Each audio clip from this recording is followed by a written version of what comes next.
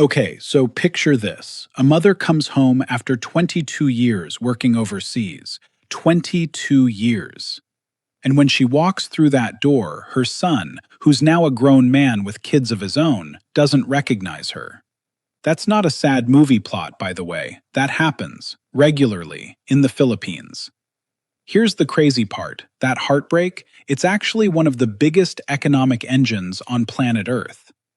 I'm serious, this one small country sends out more workers than almost anywhere else, and the money they send back home literally keeps the entire nation afloat. So how did leaving become the Philippines' biggest export? And why does almost nobody outside Asia know this story? Stick with me, because by the end of this video, you're going to understand something about global economics and human sacrifice that most people never even think about.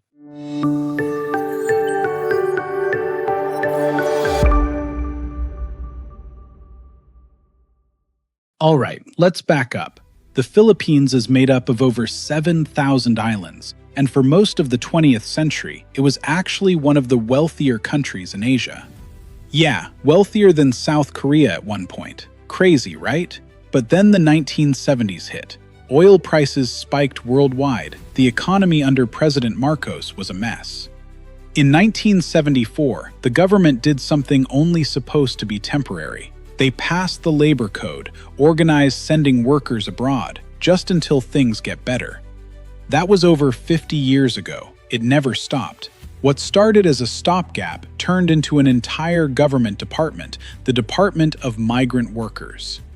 Filipino seafarers make up somewhere around a quarter of the entire world's commercial shipping crews. Next time you order something off Amazon that came on a cargo ship, there's a solid chance a Filipino sailor helped get it to you. Alright, real quick, drop a comment below. Have you ever met an OFW? Whether it's a nurse, a nanny, a seafarer, anyone. Tell me their story. Okay, back to it.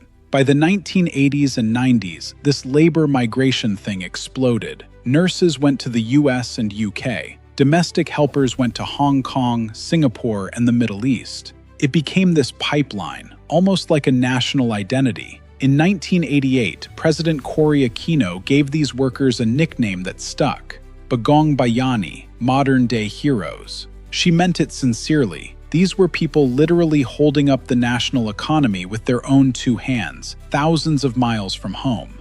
But not every story was heroic in the happy sense. In 1995, a Filipina domestic worker named Flor Contemplacion was executed in Singapore, convicted of murder in a case a lot of Filipinos believed was deeply unfair. Evidence was shaky, the trial was rushed, and it sparked outrage back home. Protests, diplomatic tension between two countries. It forced the Philippine government to actually reform how they protected workers abroad.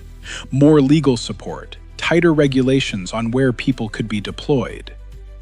In 2018, a Filipino worker named Joanna Demafelis was found dead, murdered by her employers in Kuwait, her body hidden in a freezer for over a year. It was horrific enough that the Philippine president at the time actually banned new worker deployments to Kuwait entirely, until stronger protections were put in place. So you've got this weird duality, a system that's simultaneously the backbone of the economy and a source of real danger for a lot of the people inside it. Here's what nobody puts in the economic textbooks, though, the emotional math. When a mother leaves for Dubai or Riyadh or Hong Kong, she's usually leaving behind kids. There's actually a term for it, long-distance parenting. Grandparents raise grandkids. Video calls become bedtime stories. And that iconic balikbayan box, stuffed with chocolate, canned goods, shoes, sometimes electronics, shipped home a few times a year. It's basically a physical symbol of love from a distance. Multiply that by roughly 10 to 12 million people living and working outside the Philippines right now. This isn't small. It's about 1/10 of the entire population. Remittances, money sent home, hit close to $38 billion in recent years. That's roughly 8 or 9% of the entire country's GDP. That is an enormous chunk of a national economy built on people simply not being there. Remember that mother from the start of the video? She's not an outlier. She's basically the norm, scaled up across millions of families. The Philippines didn't become a global economic force by manufacturing or oil. It became one by exporting something much more personal, its own people, its own time with family. In exchange, it built one of the most resilient remittance-based economies on the planet, one that barely blinked during the 2008 financial crisis. Is that a triumph or a tragedy? Honestly, it's both. A system built on real sacrifice that also genuinely lifted millions of Filipino families out of poverty. And that's really the story of the Philippines in the 21st century.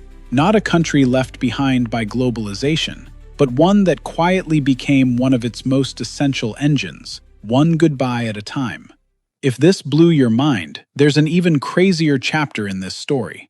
The boxing champion who came from literal poverty to become a senator and a global icon. That's next.